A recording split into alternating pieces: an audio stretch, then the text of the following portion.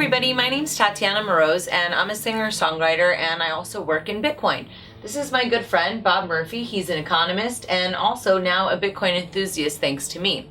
Me and Bob, we know each other more from political backgrounds, and what I wanted to do in this video was to give people a little bit of a brief overview about what is economics, why should we care, how does it affect our daily lives. I know that sometimes in school economics can be really boring, so our goal is to make you understand some of the most important things that affect you on a day-to-day basis regarding economics and of course Austrian economics.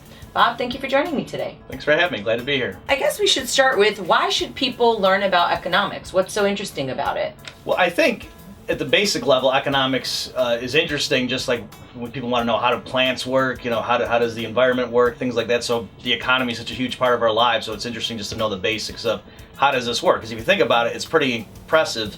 There's raw materials from all over the world that get shipped here, they go into factories, we make things. You go to the grocery store, it's filled with shelves, you just take it for granted that stuff's all going to be there, even though millions of people were ultimately involved in getting you those products. So that system works day in, day out, and it's kind of interesting just to study and say, how does this happen? How can we enjoy these things that just happen automatically, as it were? Beyond that, as far as people who are interested in political liberty, I think it's crucial to understand economics, because most of what politicians say in order to justify their invasions of liberty has something to do with economics. That they say the reason we can't just let markets run their natural course, let people keep their own property and just make voluntary transactions among themselves, is because if we let that happen, all these awful things would happen. So that's why we need to have the central bank. That's why we need minimum wage. That's why we need to have high taxes, because otherwise these horrible things would happen. And so to the extent that you study economics, you know that actually no, none of that is true. They're making things worse. They're causing the very problems they claim to be solving. So I think every citizen needs to be equipped with that basic knowledge just to not have the wool pull over their eyes. I think what's interesting about economics is also that it gives you some understanding of people's behavior patterns, and I think that's kind of compelling for me. Just understanding, how these kinds of things play out. Especially because, when you talk about politics, I didn't actually want this to be a political thing because I'm not trying to be divisive. But, it really drives home the reason why politics can be so divisive. I think it's because people don't understand how economics work. There is a school of economics known as the Austrian School, which you're a part of. Why is that different from regular economics? And could you compare it, for example, to Keynesian economics? Sure. So there's several what's called schools of thought in economics. Some of the main ones are the Chicago School, obviously because people who were before that were coming out of the University of Chicago. As you mentioned, the Keynesian School, named after John Maynard Keynes. His big work was the General Theory in 1936. So Keynesian economics is probably what most people, if they don't know the schools of thought, that's probably what they think of just as economics. That's what the people on CNBC are espousing, whether they know it or not. When you read major newspapers, people talking about, consumer spending is down in December, this isn't good for the economy. So that idea that spending is what drives the economy, that is the heart of Keynesian economics. The Austrian School, that name comes from the fact that the founders happen to be from Austria. It's a very individualistic analysis, so they don't have a lot of mathematical equations and things like that. It's not because they're afraid of math, it's because they think that's not the right way to study human behavior. They're not like atoms. They have a very predictable pattern of behavior that humans are unpredictable, and so if you're going to study them, you need a framework that allows for that. And so they focus on the individual, just make very general statements about how individuals act under certain circumstances. As far as why is it important in our setting to understand the Austrian School, because they have a particular theory about the business cycle and how money and banking work that I think even other free market schools like the Chicago School, they're, in my view, wrong on this issue. And so the Austrians, I think, really understand what causes the modern business cycle better than any other branch of economics. So, what is the basic business cycle? Can you explain that to somebody who doesn't know what that is? Sure. So what we mean by the business cycle is this regular apparent pattern in market economies, modern market economies, where there's this big upswing, everything seems great, everybody can get a job, wages are rising, consumers feel great, they're going out and spending, buying luxury items, and then for some reason, the businessmen and women, just in a wave of panic, realize, oh my gosh, we were way too optimistic, things aren't as good as we thought, and there's mass layoffs. So if you think about it, it makes sense that individual entrepreneurs make mistakes, and that every once in a while somebody's going to go out of business and lay off a few people. But why does it happen in clusters? How come everybody seems to be on the upswing, and then years later it's just this massive downswing. That's what we mean by the business cycle.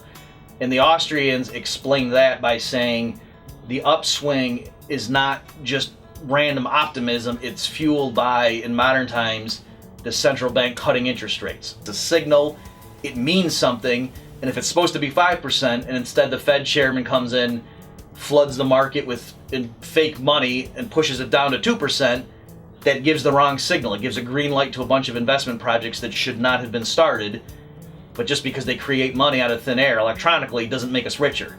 A few years into it, the boom collapses and turns into a bust. So the reason there's a recession is because of the mistakes that were made beforehand. It's not just because, people aren't willing to spend a lot.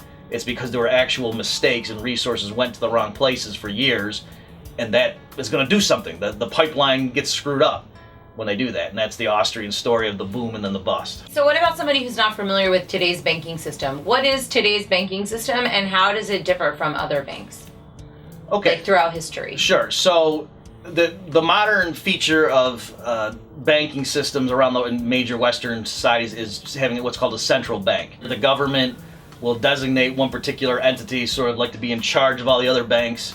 The standard story, like if you read a regular sort of pro-government history textbook, is that, before we had central banks, there were just private banks, they were wildcat institutions doing whatever the heck they wanted. The public couldn't trust the money, and they had all these waves of financial panics, and so you need a central bank kind of just to set the rules down and make sure there's some order and stability and to protect the currency. But if you actually study history, you see the exact opposite is true. Like just take the United States, the Federal Reserve is our central bank that was founded in 1913.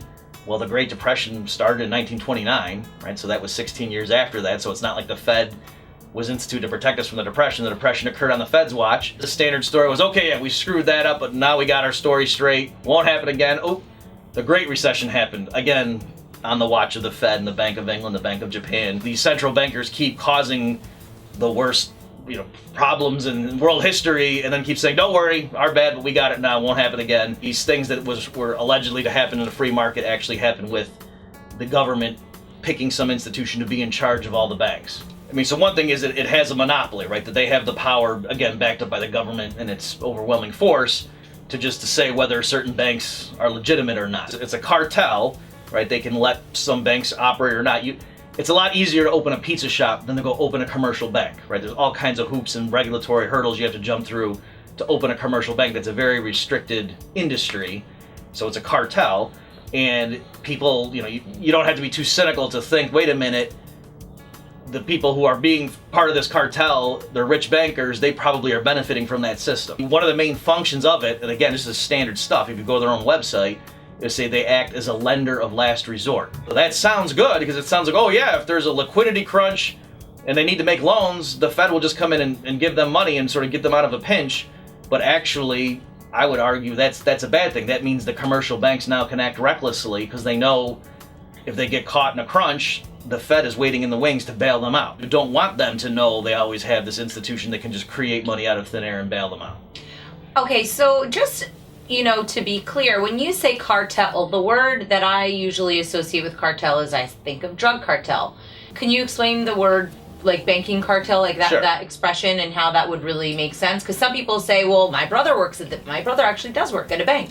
So is he part of the cartel? Is he a bad guy? How do you explain that? Sure. So I don't know your brother personally. For all I know, he is a bad guy. No. Yeah. The word for economists, a cartel is just a technical term that means it's an industry or group of people in an industry, and they can exclude competition. So they can restrict output and raise prices, and maybe the quality's not as good. And it's normally what would happen in an environment like that. If they're charging more than they need to, if the quality's not that great, somebody else would just come in and undercut them and sell a lower price and gain market share. But you can't do that if there's a way they can exclude competition. So that's what I just mean in terms of a banking cartel, is they can charge higher fees, they can give less service to their customers, they can engage in riskier transactions, and there's nowhere the public can go because there's a cartel. When I say cartel, I'm not using that as a pejorative value judgment of the rank and file members working for it. I'm just saying the system as a whole does not serve the public well. It's not a criticism of the rank and file. You're born into this system, you just take it for granted that, that's how banks work. And it would take a study of history and economics to realize, wait a minute, it doesn't have to be this way. And why don't people do anything about this? Probably because they don't really even know that it's going on, right?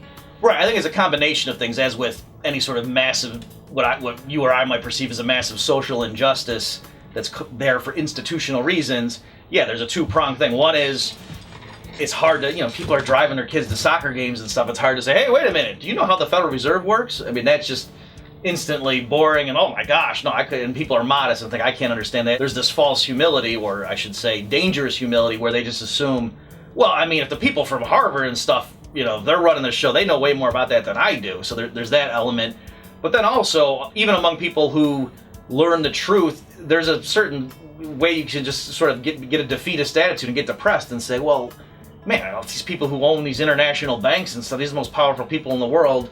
What are we going to do about that? And so they say, I'm not even going to bother. I'm just going to be depressed. So I'm not going to worry about that. I'm going to go focus on something that gives me joy in my life instead of just dealing with that. So what I wanted to know was, what is inflation? What is a recession? When you use these large terms, you've got depression, you've got hyperinflation. What does all that mean? Sure. So in modern parlance, the way the public hears these and the way journalists would use it, inflation, what most people mean by that is the steady increase in prices, typically that consumers would pay at the grocery store. But that's actually been a shift. It used to be that a lot of economists, what they meant by inflation was inflating the quantity of money or credit. In general, if the government creates more dollars, and so now there's more dollars floating around, that pushes up prices. The public doesn't keep track of how many total dollars there are, but they know, geez, I go to the store and everything's more expensive than it used to be when I was a kid.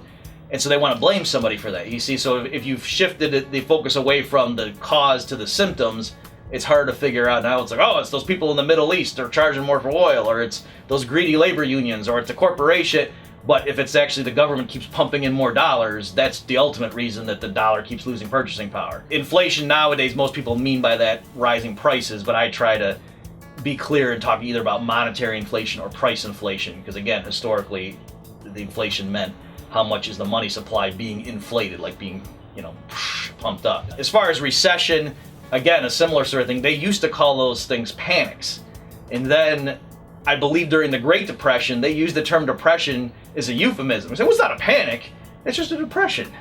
And then after that, of course, with the New Deal and everything, well, now depressions are impossible. The government took care of that. So now we don't have depressions. Now we have recessions, which sounds less obnoxious. Primarily, if something gets short-circuited in the labor market, that normal market process that we said usually works so automatically, we take it for granted, something gets screwed up and it's not working now. And typically, if workers can't find jobs, then the public is upset and says, hey, somebody fix this. This isn't working. Let me ask you about money. What is money? Why do we even need money in the first place? It seems like it's just a big source of problems for everybody. I hate money. Money is the root of all evil. Right. But money can also be very useful. So why do people have money? What is it? Sure. Money per se is just this tool that we use. But you're right. It's interesting. I mean, on the one hand, you would think money per se doesn't make us wealthy. Money in its role as money. So if we doubled the amount of dollars in existence, right, it's not that we would all be twice as rich, right? It couldn't be. There's not twice as many cars or factories or houses. What would end up happening, roughly speaking, is prices would just all double. So we would all be just as well off as we were before the doubling. So it's not the number of dollars or the amount of money per se, it's the fact that we have this unit of account, if you will, this ability, this thing against which we trade everything. So it's a number that allows us to plan for the future. But ultimately, in terms of what does it do for us, I think money helps us all coordinate our plans, because the modern economy is really complicated. There's a small group of people that grow all the food, and we call them farmers. There's other groups of people that make all the cars. There's other people that do all the medical care. They're doctors and nurses and so on. So we divide up the tasks and specialize in what we're good at and just produce a ton of that and then trade with each other. And then on top of that, there's things that are more long-term, right? So a couple will buy a house and pay the bank off over 30 years. So if you think about what's the underlying economic transactions or trades going on, whatever their jobs are, let's say he's an engineer and she's a doctor, they're effectively saying, hey, to you, all you construction workers, if you build us this house, and you people who own lumber, if you send the wood, and you people who make glass, you send the shingles that are the planes of glass, you build this house, we'll work at our jobs as an engineer and as a doctor for 30 years, giving those services to pay for this shelter. There's a lot of transactions going on there. Without having money, it would be impossible to keep track of all that and sort of keep score. But money sort of gives us this common denominator to reduce everything to a certain number. And it's also based on the faith of the people in that money, right? Because, if there's some sort of a big panic, the money can be a lot less valuable. I think one of the interesting things about Bitcoin that I think intrigued you is how it has forced us to take a look at money and maybe change the way that we look at money. Or at least question it, right? Mm-hmm. Because before, money was, dummy, it's the money that's in my wallet. Like, what are you talking about? Dollars. And the idea that money could be anything else was completely ridiculous. But now Bitcoin is digital money. And what is it about Bitcoin that makes it money and what makes it interesting to you? Well, I think for sure right now, Bitcoin is what's called a medium of exchange. So something people are willing to accept, not because they're going to eat it or use it to build something, but because they're just going to trade it away again in the future. And then a more vague definition, boundary lines, say when do you call it a money? And that's just, when enough people are using it, that there's a group of people that you could say among them, everybody's willing to accept that for anything they want to sell. So for Americans in the continental US, dollars clearly count as money because just about anybody who wants to sell something will take dollars for it. When there's a group of people that they would just go through their daily life and anything they wanted to sell, I'd sell it for Bitcoin. Then clearly at that point, Bitcoin hands down is money, and people argue about whether it's there yet or when it would be there. The thing about Bitcoin that before it existed and just proved it could work, even a lot of free market economists who were very against the sort of thing the government did, is they made this distinction between what they would call commodity money and fiat money. And so by commodity money, they meant stuff like gold and silver that had industrial purposes. And fiat money, they meant, those green pieces of paper that don't do anything, just a government print. And so they got it in their head that unless money was this physical thing that did something useful without being money, it wasn't a good money. And so I think that's what Bitcoin is showing is, no, there could be a totally voluntary means of payment that is not this other commodity that serves some industrial purpose, and yet it's certainly a voluntary free market outcome. One of the things that I think is interesting about Bitcoin, and takes us back to this inflation thing, is that there will only ever be 21 million made. Mm-hmm. Now they're infinitely divisible. How does that work? When you relate the value of the dollar to gold, which it's been off the gold standard. What were the results of taking the dollar off of the gold standard, and how does Bitcoin and its I guess the mining for Bitcoins, how does that differ? Sure, so great questions. The virtue of gold has always been, it's hard to dig up more of the stuff. So there's a scarcity. But in terms of Bitcoin now, why I tell people that Bitcoin is even a harder money than gold or silver is it's mathematically built right in how much it limits. Whereas gold and silver, technically, we could go mine asteroids or something that might have a lot of gold or silver that might flood the supply, or chemists might come up with, as technology improves, in the Star Trek world, in those Next Generation episodes, they can just say, make me an Earl Grey tea. It makes it. They can say, make me a bar of gold. Mm-hmm. Once we get to that point where machines can manipulate atoms pretty easily, it might not, gold and silver as physical things might no longer really be that limited. And at that point, they wouldn't be good monies. Money like, cryptocurrencies like Bitcoin, where in the protocol, you can build right in a finite limit no matter what. That thing, in that respect, is much harder, and it is a better money for that reason. Here we are talking about a lot of this stuff, and it's obviously got a little bit of almost an anti-government feel to it. Some people are not comfortable with that. Over 50% of the country is employed by the government. What's the deal with that? Why should people be mistrustful of government? Isn't government there to protect us? Aren't they, trying to control the economy to our benefit? Why would somebody believe that the government is trying to do something bad? I consider myself a voluntarist, so in my mind, it's illegitimate, to try to make the world a better place by using means that rely on violence or threatening people. How do you mean? Like, what is that? Because some people are not really, what do you mean threatening with violence? Well, obviously, in a simple sense, like just going and taking a gun and go pointing at somebody and saying, hey, do this, that, at an individual level. But then even to say, okay, you know what? I think the federal government should pay for people's health care. That sounds great. It's like, we're being compassionate, but ultimately, where the federal government doesn't have resources on its own. Ultimately, the way it gets it is by taxing people, or by borrowing on the basis of future taxes, or by printing money, which ultimately relies on the cartel system, which relies on them having police with guns and cages in order to make sure people follow what the law is. Right, And because so- if you don't give them your tax money, then they're going to throw Right. you in jail. Right, and So that's the force, right? Yes. You don't see the force necessarily, every waking moment, but if you try and cross them, that's when they'll slap you in the face. right, exactly. Or throw you in a cage. Right, and that's why people say, "Oh no, I've seen IRS commissioners and stuff say our system is a voluntary one." What they mean is most people just fill out their own forms and mail it in. But if you just say, "You know what, I'm not paying you.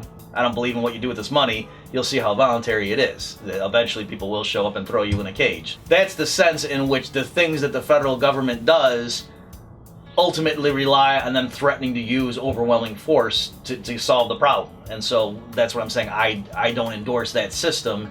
And so ultimately, I personally cannot go along with that. If you study economics, you'll see time and again that whatever the social problem is, whether it's unemployment or illiteracy, homeless people, hungry people, people getting inadequate health care, when the people from Washington come in to fix it, they make things worse, or they cause some other problem that then politicians in 20 years come along and say, "Whoa, what's going on with this? We got to fix this."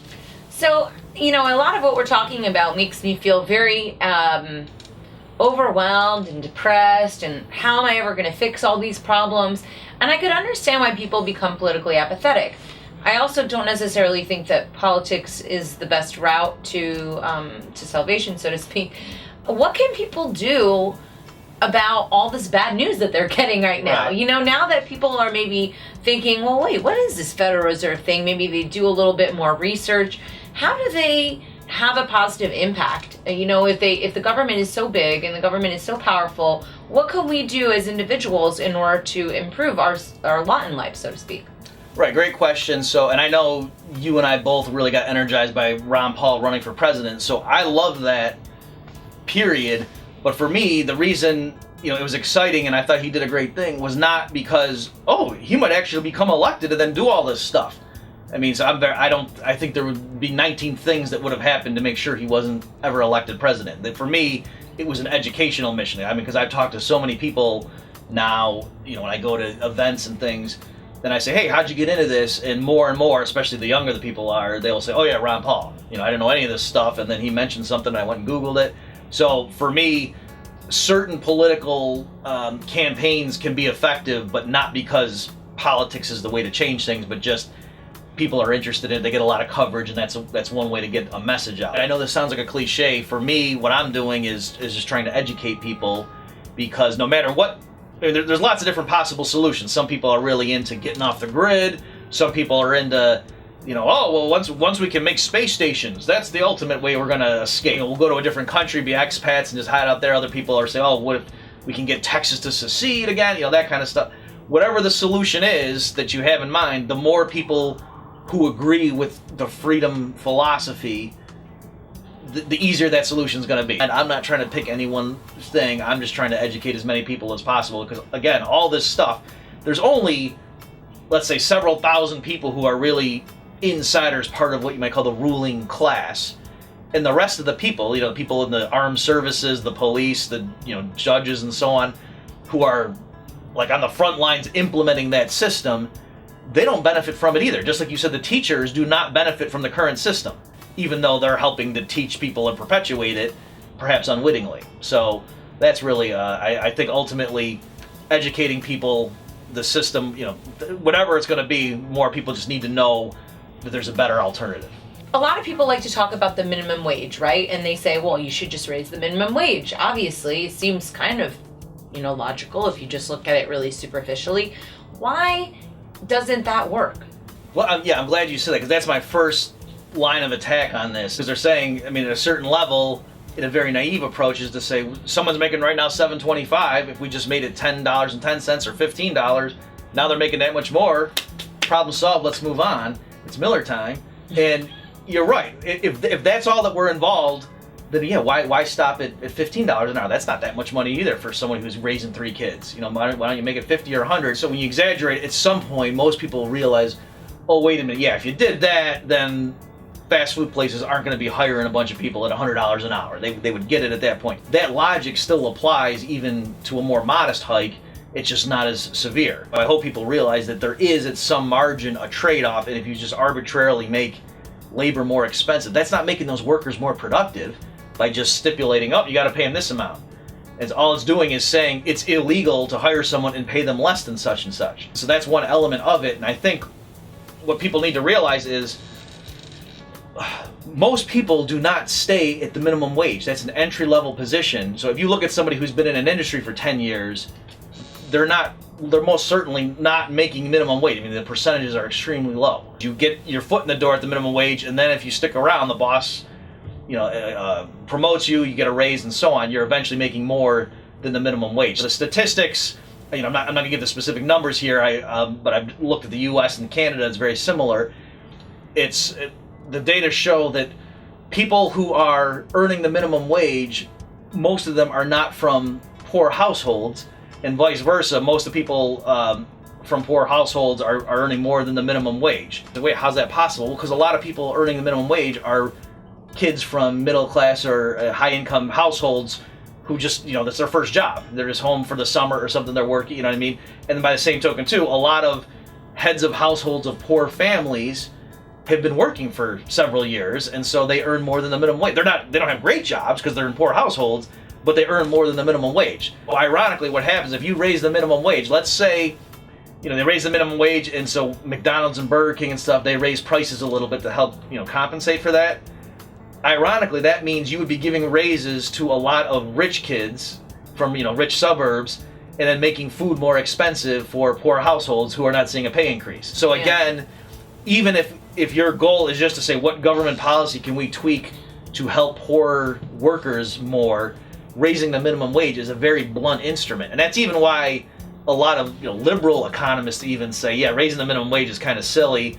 Instead, they would talk about stuff like the earned income tax credit. Let poor workers who make below a certain level of income, they sort of get their taxes reduced, which, absent something else, I would be in favor of that because it's the government taking less of their paycheck. So, I'd be for that. The point is, the minimum wage is a very blunt instrument if what you're really trying to do is to raise the standard of living of poor workers. Right. Plus, it also makes it very difficult for an entrepreneur to grow their business. If you want to grow your business and you want to, maybe you don't have enough hours in the day to do everything, you have to have minimum $10 an hour to pay somebody right now. But what if you don't have that? Right. And that's what's funny is people understand what an internship is, right? Mm-hmm. So people don't have a problem with kids or younger people going and working somewhere for $0 an hour, and yet it's a crime, literally, to work for $3 an hour. That doesn't make any sense because they can get, certain jobs, there's job experience. Okay, right, and so by the same token, then certain you can get your foot in the door, get some job experience, and only make $4 or $5 an hour. Why is that literally a crime right now? Yes, it's the minimum wage. Just there's plenty of jobs people could do. Just think of fast food restaurants. If they could have just pay whatever they wanted, they could have all kinds of young high school dropouts or whatever doing stuff like make sure the bathroom's clean. It's not consigning ththese people for the rest of their lives to making $3 an hour. If for people who've never been in a managerial position, I ran the cafeteria when I was going through college. You just, with one shift, you could tell who's a good worker and who's not. Who screws around, who shows up hungover, who's just like, I can't do this job, I don't want to get my hands dirty. Right, so by not having a minimum wage, they can cast a wide net. They can give people a shot, let them show up a couple of shifts, and then see who's a good worker or not. If you have to pay them at least $10.10 or whatever the number's going to be, they're not even going to give a lot of these people a shot because that's a pretty big investment just to see, is this kid any good? Right, and that actually speaks to another highlighted point, is that when you pay somebody $10 an hour, that doesn't mean that you're going to get somebody who's going to stick with you for a long time, or that person is even worth the time and effort to test out if they're any good in the first place. Because you could spend $10 an hour for a month, and then all of a sudden that person is terrible, you learn that, and then all of a sudden you're like, well, great, I just threw out all that money into the dirt. So I think it could be a little bit more nuanced than just raise the minimum wage. Right, exactly. So Bob, thank you so much for joining me today. I hope that people back at home learned a little bit about economics. What if they want some other resources? Where can they go to learn more about this stuff? Sure, and thanks for having me. This was fun. As far as places they can go. I would, first of all, as a good capitalist, recommend my own textbook for beginners, for young people. It's called Lessons for the Young Economist. So if you just Google Robert Murphy, Lessons for the Young Economist, it's a textbook I wrote. There's a free online PDF. I wrote it for 7th graders through early high school. That was the age range I had in mind. But actually, even adults, if they really want to start at the ground floor, that's a pretty good place to start. Another classic book is called Economics in One Lesson by Henry Hazlitt. That's a great starter point for, especially for adults, in terms of learning basic free market economics. If you want to see how to apply these principles, like how would a free society work? The state, if they didn't have roads and education and they weren't in control of the money and they didn't have all kinds of nuclear weapons to protect us from bad guys, I would recommend Murray Rothbard's For a New Liberty, where he just goes through on issue after issue, real short, punchy chapters explaining how would freedom in a market economy work in this context. As far as Bitcoin, I have with Silas Barta, I have a free online guide that explains just the basic economics and mechanics of it. So there it's at understandingbitcoin.us. And then beyond all that, I would just point people to my website, consultingbyrpn.com, where they can follow me, and we'll see the links where they can, from there, find all kinds of other places to look. Okay, great. Thanks very much. Thanks for having me. Awesome.